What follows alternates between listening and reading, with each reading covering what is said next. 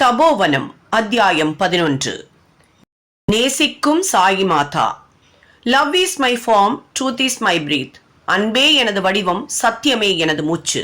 Bliss is my food, my life is my message. ஆனந்தமே எனது உணவு, எனது வாழ்க்கையே என் நற்செய்தி. Expansion is my life, no reason for love. விரிந்து செல்வதே என் வாழ்க்கை, அன்புக்கு காரணமில்லை. No reason for love, no birth, no death. அன்புக்கென குறித்த காலமில்லை, பிறப்புமில்லை, இறப்புமில்லை. பாபாவின் வாக்கு. 1000 அன்னையரின் அன்பு.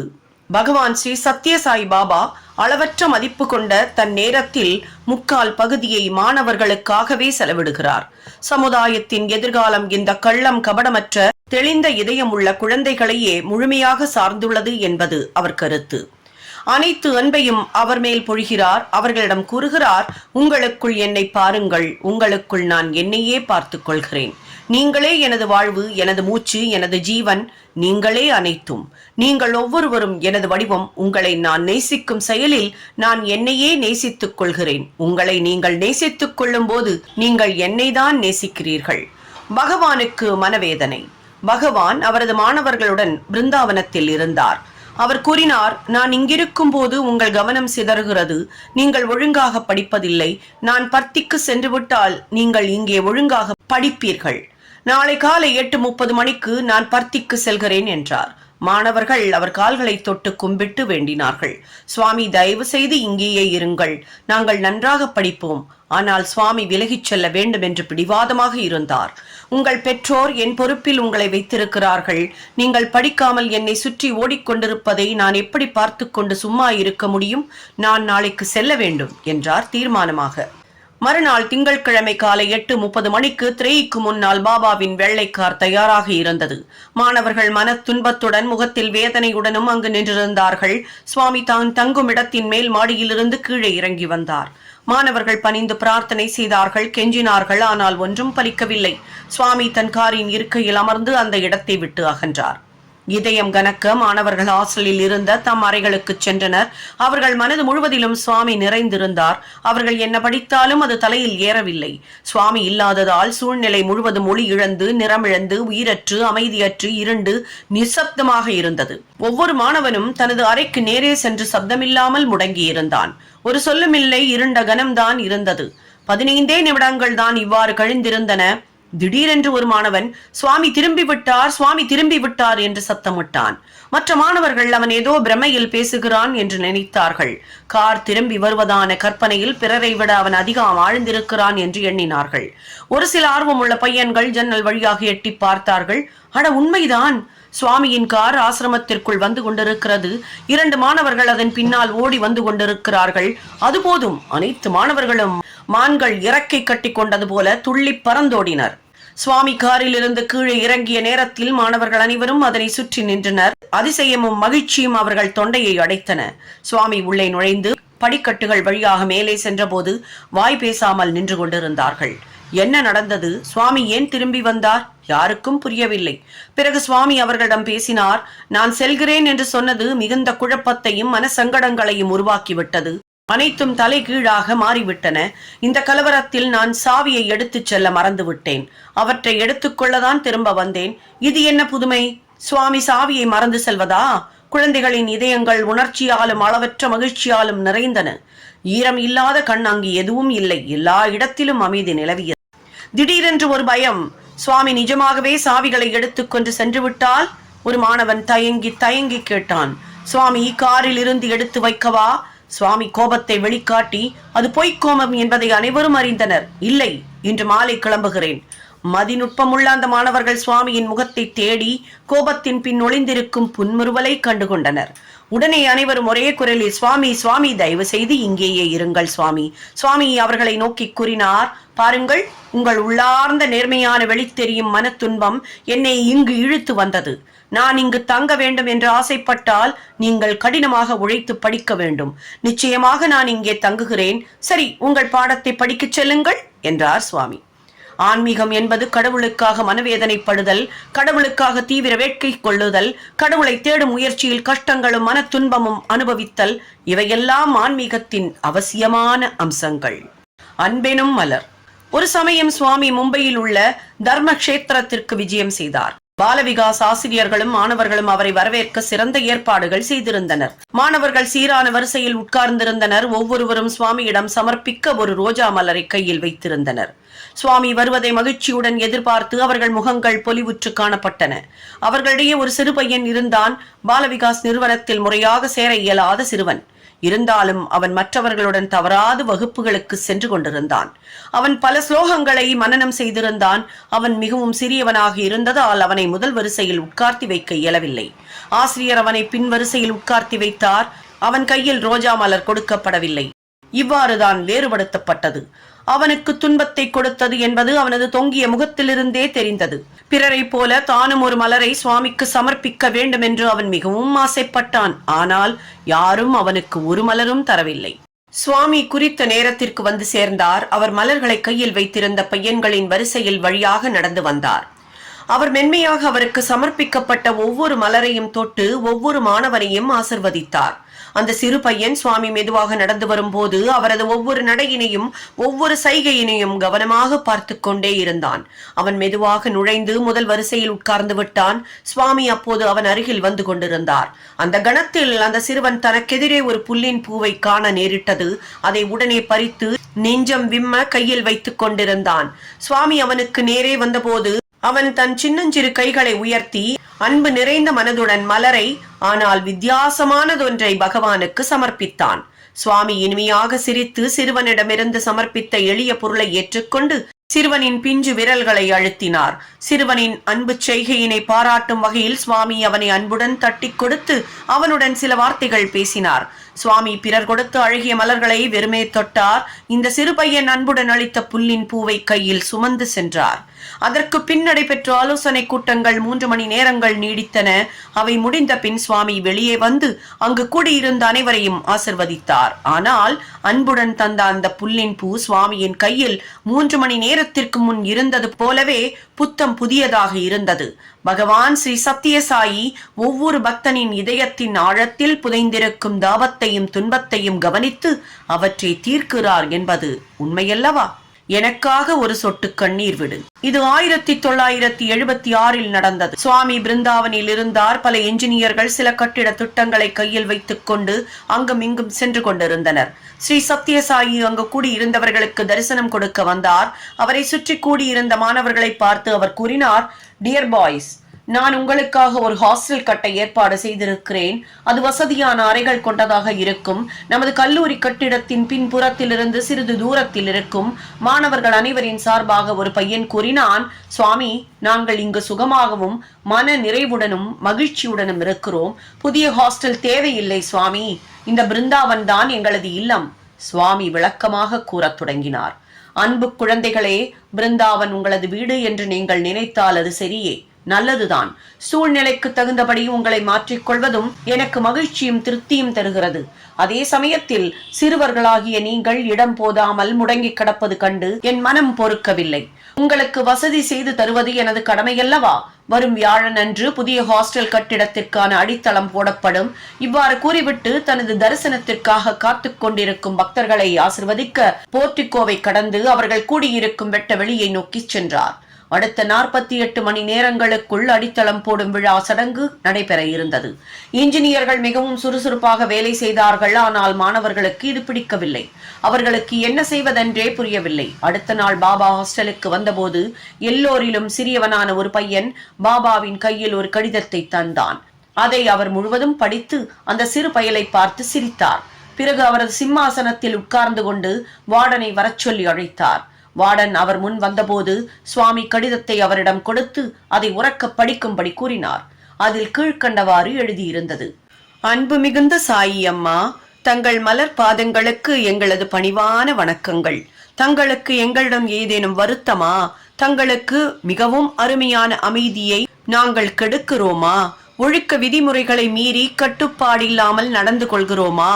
அவ்வாறுதான் இருக்க வேண்டும். இல்லாவிடில் தாங்கள் ஏன் பிருந்தாவனின் அழகிய எல்லைகளை கடந்து வெளியே அனுப்ப முயற்சி செய்ய வேண்டும்? தொலைவில் உள்ள இடத்தில் ஒரு ஹாஸ்டல் கட்ட வேண்டும் என்று தாங்கள் ஏன் வற்புறுத்துகிறீர்கள்? பிருந்தாவன் ஒரு ரம்யமான இடம்.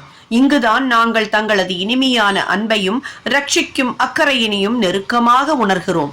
தேவர்கள் கூட இத்தகைய அன்பை அனுபவித்து மகிழ ஆசைப்படுவார்கள். இதயம் நிறைந்த அன்புடனும் பாசத்துடனும் தங்கள் குழந்தை. பின்குறிப்பு: பிருந்தாவனிலிருந்து வெகு தொலைவில் புதிய ஹாஸ்டல் கட்ட வேண்டும் என்று தாங்கள் உறுதியாக இருந்தால் தயவு செய்து தங்களுக்கும் ஒரு புதிய இல்லம் அமைத்துக் கொண்டு எங்களுக்கு மிக அருகிலேயே இருக்க வேண்டுகிறோம். வார்டன் இந்த கடிதத்தை படித்து முடித்ததும் கண்ணீர் விடாத பையன் யாருமே இல்லை. அனைவரும் தேம்பினர். ஒரே குரலில் அனைவரும் சுவாமி, தயவு செய்து எங்கள் கோரிக்கையை ஏற்றுக்கொள்ளுங்கள் என்று அழுதார்கள். இந்த காட்சியை கண்டு பகவானின் இதயம் உருகியது. அவர் உடனே தலைமை பொறியாளரை அழைத்து மாணவர்களின் விருப்பத்தை தெரிவித்தார். அவர் இந்த வரைபடங்கள் மிகுந்த கவனத்துடன் தயாரிக்கப்பட்டன, அடிக்கல் நாட்டுவதற்கான அவகாசம் கூட குறைவு என்று முணுமுணுத்தார். ஆனால் மாணவர்கள் அனைவரும் ஒரே குரலில் பிருந்தாவன் தான் தங்களது வீடு என்று கூறினர். பையன்களின் மனப்பாங்கை அறிந்த சுவாமி தலைமை பொறியாளரிடம் வரைபடங்களை வேறு மாதிரி வரையும்படி கேட்டார். பிருந்தாவன் அமைப்புக்குள் புதிய ஹாஸ்டலை கட்டுவதற்கு புதிய வரைபடங்கள் தயாரிக்கப்பட்டன. இந்த பரபரப்பான செய்தியை கேட்டதும் மாணவர்கள் மகிழ்ச்சியில் துள்ளினர். குறிப்பிட்ட நாளன்று பகவான் ஸ்ரீ சத்யசாயி ஆரத்திக்கான விளக்கை ஏற்றும் தருணத்தில் ஒரு பையன், சுவாமி, நீங்கள் எங்களுக்காக எவ்வளவோ செய்கிறீர்கள், நாங்கள் தங்களுக்கு கொடுக்க ஒன்றுமில்லையே என்று நெகிழ்ந்து கூறினான். சுவாமி, ஆனந்த கண்ணீர் உனது மிருதுவான கன்னத்திலிருந்து வழிகிறதே, அது போதாதா? எனக்கு வேண்டியது அது மட்டுமே. எனக்காக ஒரு சொட்டு கண்ணீர் சிந்து. நான் மிகவும் விரும்புவது உனது மகிழ்ச்சி மட்டுமே. பிருந்தாவன் அமைப்பில் உள்ள அந்த உயர்ந்த கட்டிடம் பாபா மாணவர்களிடம் கொண்டுள்ள அளவற்ற பிரேமைக்கு ஒரு இனிய நினைவு சின்னம். 1976 அருகிலுள்ள முதுமலை காட்டிலிருந்து பல மான்கள் பிருந்தாவனுக்குள் வந்து சேர்ந்தன. திரைக்கு எதிரே உள்ள ஒரு அழகிய இடம் அவற்றிற்காக ஒதுக்கப்பட்டது. சுவாமி அவற்றிற்கு ஆப்பிள் கொடுத்து அன்புடன் பராமரித்தார். ஒரு நாள் சுவாமி திரையிலிருந்து தரிசனம் தர வெளியே வந்தார். மாணவர்கள் அவரிடம் ஓடினார்கள். அதே சமயத்தில் எதிர்ப்புறத்தில் இருந்த தோட்டத்தில் இருந்து மான்களும் சுவாமிக்கு அருகில் வர ஆசைப்பட்டு தோட்டத்தை சுற்றி போடப்பட்டிருந்த கம்பி பின்னலின் அருகில் நின்றன. பாபா அன்புள்ள குழந்தைகள் ஒருபுறம், அன்பு நிறைந்த மான்கள் மறுபுறமாக, இரண்டும் சேர்ந்த மனமயக்கும் காட்சியை ரசிக்க அருகில் இருந்த பக்தரின் கவனத்திற்கு கொண்டு வந்தார். ஒரு பக்கம் 2 கால்கள் உள்ள டியர், அதாவது விருப்பமானவர்கள், மறுபுறம் 4 கால்கள் உள்ள டீர், இரண்டும் எனக்கு டியர், அதாவது விருப்பமானவர்களே என்றார். பக்தர் சுவாமியின் கருத்தையும் ஸ்லேடையினையும் ரசித்து மகிழ்ந்தார். ஃப்ளூ விரட்டப்பட்டது. இன்ஃப்ளூயன்சா ஒரு சமயம் பிரசாந்தி நிலையத்தில் உள்ள உயர்நிலைப் பள்ளியில், அதாவது ஹையர் செகண்டரி ஸ்கூலில் காட்டுத்தீ போல பரவியது. ஏறக்குறைய 200 மாணவர்கள் பாதிக்கப்பட்டனர். மாலை நேர பஜனை முடிந்ததும் சுவாமி டாக்டர் அல்ரேஜாவிடம் பள்ளிக்கு சென்று பார்க்க முடியுமா என்று கேட்டார். டாக்டர் சென்று பார்த்தபோது சுமார் 200 மாணவர்கள் மிகுந்த தாபஜுரம், இருமல், வாந்தி இவற்றால் அவதிப்படுவதைக் கண்டார். இந்த தொற்று நோயினை கட்டுப்படுத்த இயலாது போல தோன்றியது. அப்போது மாலை 8 மணி. டாக்டர் தமது அறைக்கு திரும்பி சென்றபோது சுவாமியின் அறை மூடப்பட்டிருக்கும் என்றும் மறுநாள் காலையில் சுவாமியிடம் கூறலாம் என்றும் நினைத்தார். மாலை 8:30 மணிக்கு ஒரு சேவா தள தொண்டர் அவரிடம் வந்து சுவாமி காத்திருப்பதாக கூறினார். டாக்டர் விரைவாக சுவாமியிடம் சென்றார். சுவாமி அவரிடம், நான் உமக்காக காத்து கொண்டிருந்தேன், ஏன் உடனே என்னிடம் வரவில்லை என்று கேட்டார். டாக்டர், சுவாமி, நான் திரும்பி வரும்போது மாலை 8 மணி. அப்போது தங்கள் அறையின் கதவு மூடியிருக்கும் என்று நினைத்தேன். ஏறக்குறைய 200 மாணவர்கள் ஃப்ளூவினால் அவதிப்படுகிறார்கள். அது பரவுவதை தடுக்க இயலாது என்று தோன்றுகிறது. எந்த மருந்தினாலும் இனி பயனில்லை என்றும் தோன்றுகிறது. தாங்கள் மட்டும்தான் அவர்களை காப்பாற்ற இயலும் என்று கூறினார். மறுநாள் காலையில் சுவாமி பள்ளிக்கூடத்திற்கு மருத்துவமனைக்கும் சென்றார். ஒவ்வொரு வகுப்பறை மூலமாகவும் வராந்தா மூலமாகவும் நடந்து சென்றார். மொட்டை மாடிக்கும் கூட அது சுத்தம் செய்யப்படவில்லை என்று பிரின்சிபால் ஆட்சேபித்தும் கூட நடந்து சென்றார். சுவாமி பிறகு தண்ணீரால் நிரப்பி ஒரு ஸ்டெயின்லெஸ் ஸ்டீல் பக்கெட் கொண்டு வருமாறு கூறினார். மிக அதிகமான அளவில் விபூதி வரவழைத்து தண்ணீருக்குள் இட்டார். ஆசிரியர் ஒருவரிடம் பக்கெட்டை எடுத்துக்கொண்டு ஒவ்வொரு ஆசிரியரும் மாணவனும் விபூதி தண்ணீரை பருக கொடுக்குமாறு பணித்தார். அன்றிலிருந்து வியாதி பரவுவது நின்றுவிட்டது. 4 நாட்களுக்குள் அனைவரும் குணமடைந்தனர். சுவாமியின் மருத்துவ சிகிச்சை ஆச்சரியப்படத்தக்கது, கண்டறிய இயலாதது. ஆன்மீகம் கற்பதன் ஒப்பற்ற தன்மை. கடவுளிடம் நாம் என்ன பிரார்த்தனை செய்து கொள்ள வேண்டும்? உலகியல் செல்வங்களுக்கோ போகங்களுக்கோ அல்ல, உலகியல் பொருட்களுக்கோ சொத்துக்கோ அல்ல.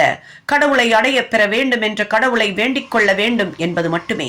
கடவுளை பற்றிய விழிப்புணர்வு கிட்டியதும் ஒவ்வொரு ஆசியும் தானாகவே வந்தடைகிறது.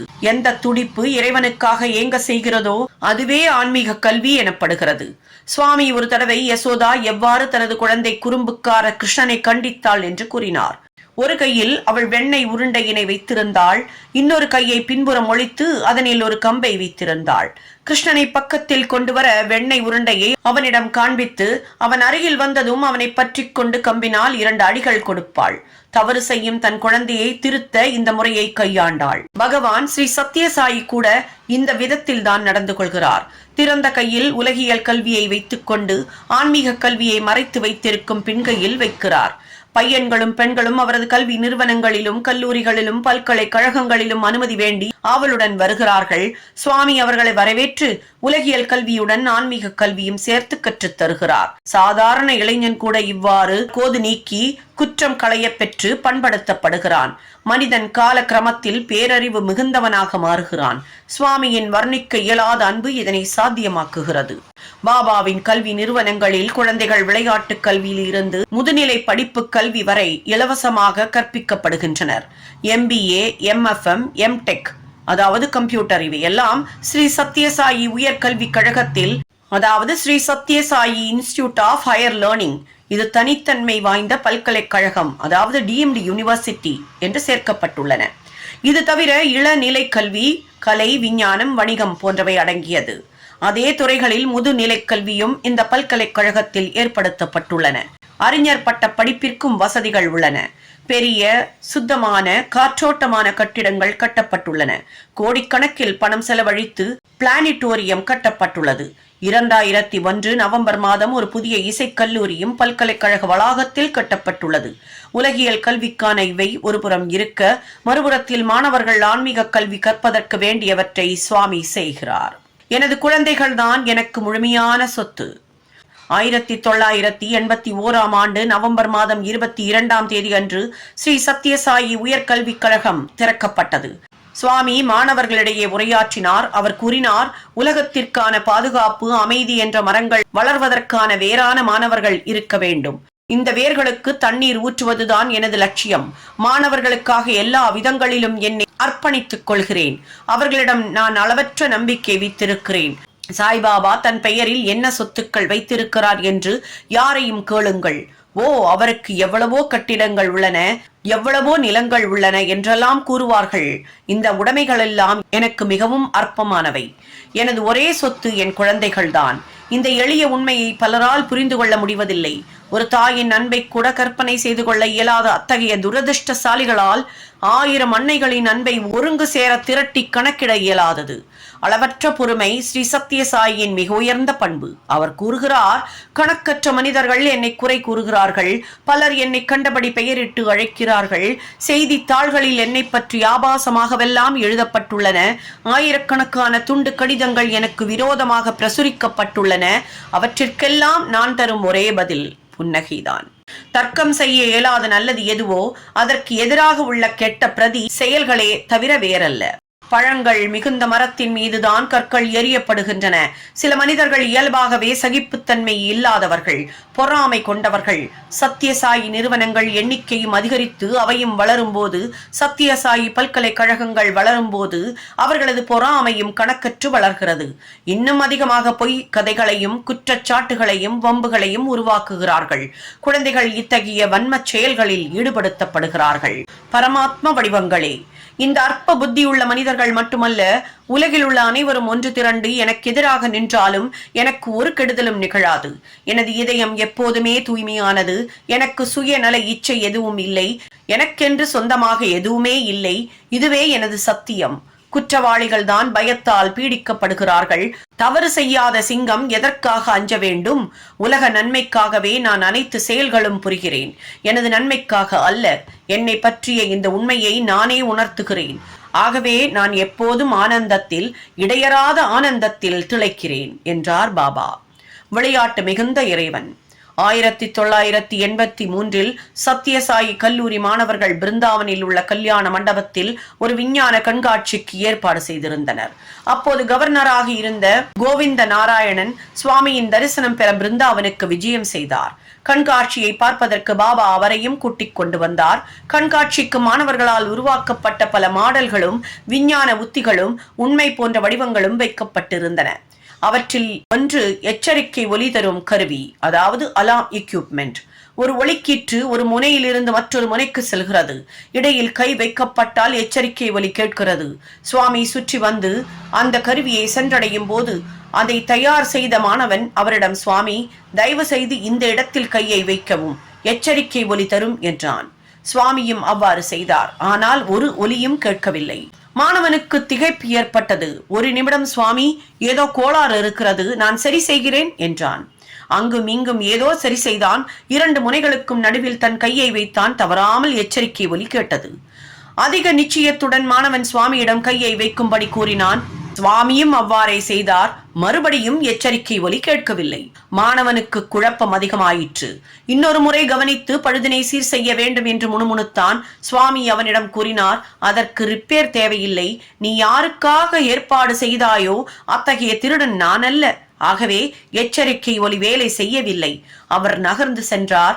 விஞ்ஞானத்தால் சுவாமியை தொட இயலாது என்பதை அந்த சிறுவன் புரிந்து கொண்டான். சகிப்புத்தன்மை.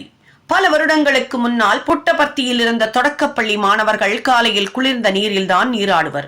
சுவாமி மனம் வருந்தி, இந்த இளம் குழந்தைகளின் பெற்றோர் என்னிடம் கொண்ட அளவற்ற நம்பிக்கையினால் இந்த இளம் குழந்தைகளை எனது பராமரிப்பில் விட்டு சென்றிருக்கிறார்கள். பாவம், உடல் நடுங்க அவர்கள் தினமும் நீராட வேண்டி உள்ளது என்று நினைத்தார். இதன் விளைவாக சூரிய அடுப்புகள் உபயோகிக்கப்படுத்தப்பட்டன. சூரிய ஒளியை பயன்படுத்தி அவை தண்ணீரை சுட வைக்கின்றன. விரைவில் ஹாஸ்டலில் இவை பொருத்தப்பட்டன. மாணவர்கள், ஆசிரியர்கள், பள்ளிக்கூடத்தின் பிரின்சிபல் அனைவரும் மிகவும் மகிழ்ச்சி அடைந்தனர். அவர்கள் சூரிய வெப்ப அமைப்பை, அதாவது சோலார் ஹீட்டட் சிஸ்டம் தொடங்கி வைக்க வேண்டும் என்று சுவாமியிடம் பிரார்த்தித்தனர். சுவாமியும் ஒப்புக்கொண்டார். தொடக்க விழாவிற்கான ஏற்பாடுகள் அனைத்தும் முடிவடைந்தன. அந்த கருவி ரப்பர் குழாயினால் தண்ணீர் குழாயுடன் பொருத்தப்பட்டது. சுவாமி வந்து தண்ணீர் குழாயை திறந்ததும் சூடான நீர் கீழே வைக்கப்பட்டிருக்கும் பக்கெட்டில் நிரம்பும். அவர்கள் வெகு நேரம் காக்கவில்லை. சுவாமி வந்தார், தண்ணீர் குழாயை திறந்தார். துரதிர்ஷ்டவசமாக ரப்பர் குழாய் அந்த நேரத்தில் தண்ணீர் குழாயிலிருந்து விடுபட்டது. வெந்நீர் சுவாமியின் முகத்திலும் உடைகளிலும் பீச்சி அடித்தது. திடீரென்று எதிர்பாராது நிகழ்ந்த இந்த அசம்பாவிதத்தால் அனைவரும் அதிர்ச்சி அடைந்தனர். வெட்கம் நிறைந்த மௌனம் நிலவியது. அனைவரும் ஸ்தம்பித்து நின்றனர். தவிர ஒருவரும் நிலைமையை சீர் செய்ய முன்வரவில்லை. சுவாமி அவர்களது அவஸ்தையை உணர்ந்து கொண்டார். இந்த இறுக்கத்தை தளர்த்த பலமாக சிரித்துக் கொண்டு, இங்கே பாருங்கள், முதல் குளியலும் எனக்குதான் என்றார். சுவாமியின் சிரிப்பும் விளையாட்டான பேச்சும் அனைவருக்கும் நிம்மதி பெருமூச்சை கொண்டு வந்தன. அவர்கள் இதயம் லேசாகியது, மூச்சு இயல்பாகியது. அனைவரும் சுவாமியுடன் சேர்ந்து சிரித்தனர். பாபா என்றும் கருணை நிறைந்தவர். அவர் கோபம் என்ன என்று அறியாதவர். எனது வாழ்க்கையே நான் தரும் நற்செய்தி என்று அவர் கூறுகிறார். அன்பு, தயை, இரக்கம் நிறைந்த நற்செய்தி. சினத்திற்கு அங்கு இடமே இல்லை. பாபாவின் அருகில் இருப்பதால் ஏற்படும் பயனை சம்பாதியுங்கள். ஒரு சமயம் சுவாமி கொடைக்கானலில் இருந்தார். அவரது அறையில் உட்கார்ந்து கொண்டு அவரது தரிசனத்திற்காக காத்துக் கொண்டிருந்த பக்தர்கள் கூட்டத்தை பார்த்து கொண்டிருந்தார். மாணவர்கள் பலர் அவரது மலர் பாதங்களை சுற்றி உட்கார்ந்திருந்தனர். சுவாமி கூறினார், நீங்கள் எவ்வளவு அதிர்ஷ்டசாலிகள் என்பது உங்களுக்கு தெரிகிறதா? ஆயிரக்கணக்கானவர்கள் வெளியே காத்து கொண்டிருக்கிறார்கள். இங்கேயோ நீங்கள் எனது பாதங்களின் அடியில் அமர்ந்து சேவை செய்யும் பாக்கியத்தை அனுபவித்து மகிழ்ந்து கொண்டிருக்கிறீர்கள். ஆனால் நீங்கள் எவ்வளவு அதிர்ஷ்டசாலிகள், பேறு பெற்றவர்கள் என்பதை நீங்களே அறியவில்லை. நீங்கள் என் பக்கத்தில் இருக்க வேண்டும் என்பதற்காக உங்களுக்கு இந்த சந்தர்ப்பம் தருகிறேன். நான் நினைத்தால் வானத்தில் 1 கோடியிலிருந்து மற்றொரு கோடிக்கு நடந்து செல்ல முடியும். அவ்வாறு நான் செய்தால் உலகம் முழுவதும் எனது காலடியில் கிடக்கும். லட்சக்கணக்கான பக்தர்கள் தேனீக்கள் போல என்னை சூழ்ந்திருப்பர். அந்த சமயத்தில் இப்போது இருப்பது போல இவ்வளவு பக்கத்தில் இருக்கும் சந்தர்ப்பம் உங்களில் ஒருவருக்கு கூட கிட்டாது. ஆயுதம் தாங்கிய காவலர்கள் எனக்கு பாதுகாப்பு தர என்னை எப்போதும் சுற்றி இருப்பார்கள். அத்தகைய நாட்கள் தொலைவில் இல்லை என்று உங்களுக்கு நான் உறுதி கூறுகிறேன். வெகு தொலைவில் இருந்து கொண்டே மிகுந்த முயற்சியுடன் எனது சிவப்பு அங்கியின் சிறு சிவப்பு மின்னல் வெட்டு போன்ற தரிசனத்தை காணத்தான் பிற்காலத்தில் உங்களால் இயலும். வானத்தின் 1 கோடியிலிருந்து இன்னொரு கோடிக்கு நடந்து செல்லும் போது சுவாமியின் மகிமையை நீங்கள் புரிந்து கொள்வீர்கள். ஆகவே இப்போது சுவாமி கூட நெருங்கியிருக்கும் ஒவ்வொரு கணத்திலும் நற்பயனை சம்பாதித்துக் கொள்ள முயற்சி செய்யுங்கள் என்றார். ஒரு சமயம் ஹில்வியூ ஸ்டேடியத்தில் விளையாட்டுப் போட்டிகள் ஏற்பாடு செய்யப்பட்டிருந்தன. நிகழ்ச்சிகளை துவக்கி வைக்கும் தருணத்தில் பகவான் 2 வெள்ளை புறாக்களை பறக்க விட்டார். விளையாட்டுகள் நடைபெற்றுக் கொண்டிருந்த போது சுவாமியும் சில பிரசித்தி பெற்ற விருந்தினரும் மேடையிலிருந்து பார்த்தார்கள். சுவாமி கூறினார், அந்த பறவைகளை பாருங்கள், அவைகள் வெகு நாட்களாக நம்முடன் இருக்கின்றன. அவைகளுக்கு விடுதலை தந்த பின்னும் வெளி உலகத்திற்கு தகுந்தவாறு நடந்து கொள்ள அவற்றிற்கு திறமை இல்லாது போய்விட்டது. சுவாமி அந்த 2 புறாக்களையும் மட்டும்தான் குறிப்பிட்டார். ஆனால் அப்போது கூறியது அவரது அருமை மாணவர்கள், பக்தர்கள் அனைவருக்கும் பொருந்துகிறது. ஓம் ஸ்ரீ சத்யசாயி பரபிரம்மணே நமகா. சாந்தி சாந்தி சாந்தி. குடும்ப பிரச்சனையா, நிலத்தகராறா, தொழிலில் தடையா, கடன் தொல்லையா? உடனே அணுகவும் சாய் பிரசன்ன ஜோதிடம். 6369349097.